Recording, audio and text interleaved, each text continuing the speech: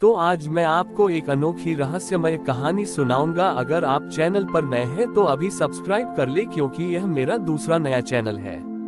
तथा कहानी पूरा देखे, अंत में एक अनोखा रहस्य छुपा है। धन्यवाद। तो सुनिए।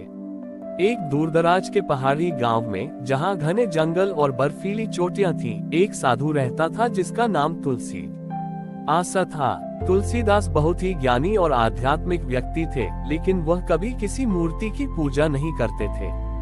उनका मानना था कि भगवान हर जगह है और उन्हें किसी विशेष रूप में बांधना गलत है। गांव के लोग तुलसीदास का बहुत सम्मान करते थे, लेकिन गणेश चतुर्थी पर वे उनसे हमेशा एक ही सवाल पूछते थे, बाबा जी, आप गणेश जी की मूर्ति क्यों नहीं बनाते? ये तो त्योहार का अपमान है। तुलसीदास मुस्कुराते और कहते, मैं तो हर दिन गणेश जी की पूजा करता हूँ। गांव के लोगों को उनकी बात समझ नहीं आती थी। वे हर साल की तरह इस साल भी गणेश चतुर्थी पर अपने अपने घरों में मिट्टी की मूर्तियां लाए और बड़े धूमधाम से पूजा की। उसी गांव में एक छोटा बच्चा रहता था जिसका नाम नितिन था। नितिन बहुत ही जिज्ञासु और दयालु था। जब वह देखता कि गांव के लोग गणेश जी की मूर्ति को बहुत भव्य तरीके से सजाते हैं, लेकिन पास के जंगल में रहने वाले जानवरों की परवाह नहीं करते, तो वह बहुत उदास हो जाता था। इस साल गणेश चतुर्थी पर नितिन ने तुलसीदास से मिलने का फैसला किया। वह जंगल में उनकी कुटिया तक गया।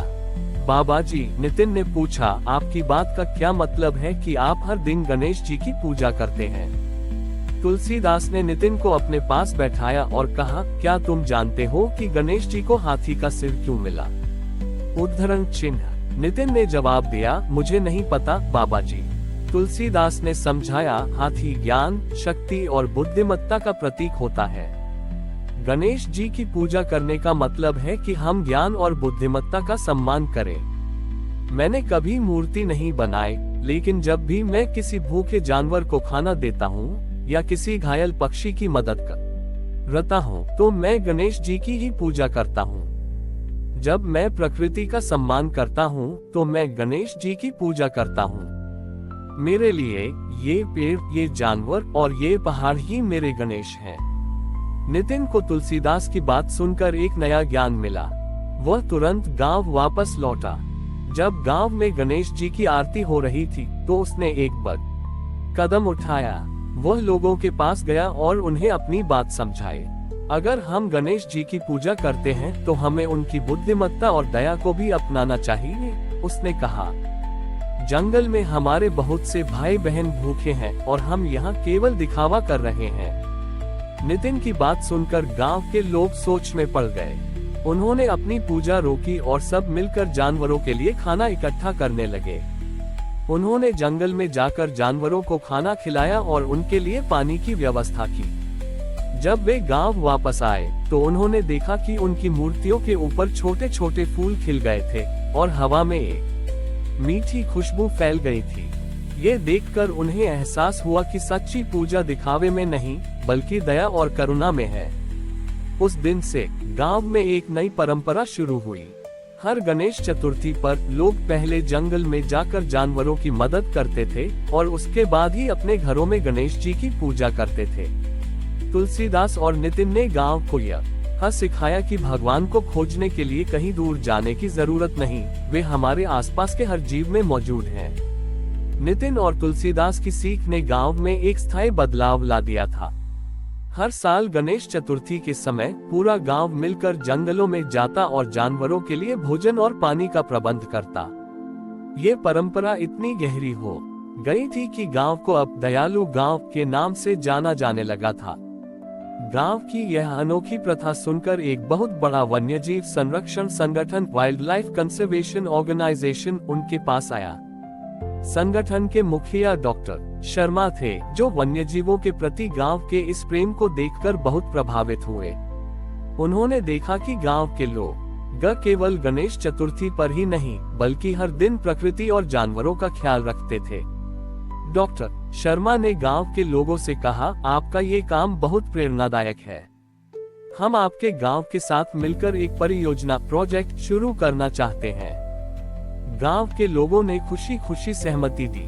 डॉक्टर शर्मा और उनकी टीम ने गांव वालों के साथ मिलकर जंगल में जानवरों के लिए एक सुरक्षित क्षेत्र बनाया, जहां वे बिना किसी डर के रह सकें। गांव के युवा इस काम में सबसे आगे थे।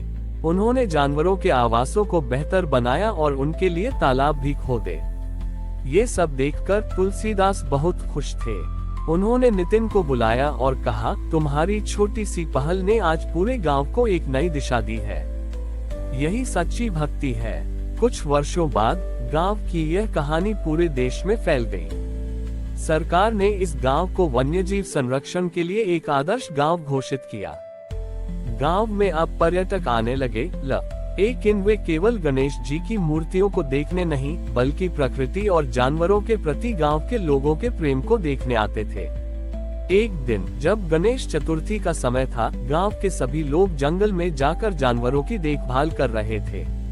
अचानक एक बूढ़ा हाथी, जो बहुत बीमार था, रास्ते में गिर गया। गांव के लोग डर गए, लेकिन न नितिन, जो अब बड़ा हो गया था, उसने तुलसीदास से सीखा था कि हर जीव में ईश्वर का वास होता है। नितिन ने हिम्मत दिखाई और हाथी के पास गया। उसने उसके घावों को साफ किया और उसे पानी पिलाया। गांव के बाकी लोग भी नितिन के साथ आए और उन्होंने मिलकर हाथी की देखभाल की। रात भर वे सब हाथी के पास रहे। अगले दिन हाथी ठीक हो गया और खुशी खुशी जंगल में लौट गया। जब गांव के लोग अपने घर वापस लौटे तो उन्होंने देखा कि उनकी बनाई हुई मिट्टी की मूर्तियों में से एक मूर्ति की सूंड से पानी बह रहा था और उस पानी में कमल के फूल खिल रहे थे। यह एक और चमत्कार था जो ये साबित करता था कि उन्होंने अपनी दयालुता से भगवान गणेश को प्रसन्न न किया था। उस दिन से गांव के लोगों ने गणेश चतुर्थी पर न केवल गणेश जी की पूजा की, बल्कि उन सभी जीवों की भी पूजा की जिन्हें उन्होंने बचाया था। उन्होंने समझा कि भगवान की पूजा का असली मतलब हर जीव के प्रति दया और करुणा दिखाना है, क्योंकि ईश्वर का वास हर प्राणी में होता है। जंगल में बीमार हाथी को बचाने की घटना ने गांव को एक नई पहचान दी। गांव के लोग अब सिर्फ अपनी कला और दयालुता के लिए नहीं, बल्कि अपने साहस और जीव प्रेम के लिए भी जाने जाते थे। इस घटना के बाद गांव में एक और नई शुरुआत हुई, जो नितिन और तुलसीदास के विचारों से प्रेरित थी। एक दिन गांव के सबसे पुराने और ज्ञानी व्यक्ति गुरुदेव ने एक सभा बुलाई। बच्चों, उन्होंने कहा, हमारा गांव अब दूर दूर तक जाना जाता है, लेकिन हम अपनी इस पहचान को कैसे बनाए रखेंगे? गुरुदेव ने सुझाव दिया कि गांव को एक वन्यजीव मानव मैत्री केंद्र बनाना चाहिए। इस केंद्र में शहर के लोग आकर प्रकृति के साथ रहना सीख सकते थे और गांव के लोग जानवरों के व्यवहार और प्रकृति के संतुलन के बारे में अपना ज्ञान साझा कर सकते थे। इस केंद्र का उद्देश्य था कि लोग यह समझे कि वे प्रकृति से अलग नहीं हैं, बल्कि उसका एक हिस्सा हैं। नितिन, जो अब एक समझदार युवा बन गया था, इस परियोजना का नेतृत्व करने के लिए सबसे आगे आया।